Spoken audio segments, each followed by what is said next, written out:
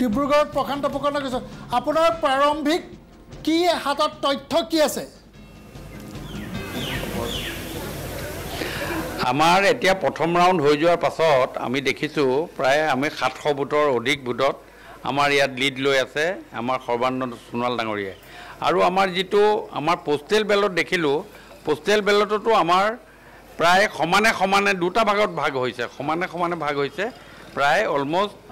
500 ভোটৰ ভিতৰতে 250 এনেকুৱা হোৱা নিচিনা হৈছে অলপ ইফাল সিফাল কৰি এনেকুৱা এটা ট্ৰেণ্ড হৈছে আৰু এতিয়া যিখিনি ভোট খুলিব এটা সেকেন্ড ৰাউণ্ড হয়তো খুলিছে আমাৰ ওচৰলৈ ইনফৰমেশ্যন অহা নাই কিন্তু সেকেন্ড ৰাউণ্ড হলত আমাৰ এইটো এটা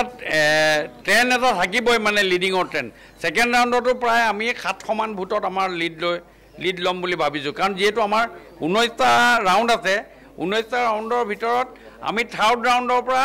3000 4000 আমাৰ লিডৰ এটা কণ্টিনিউৱেশ্যন এটা থাকিব থাৰ্ড ৰাউণ্ডৰ পৰা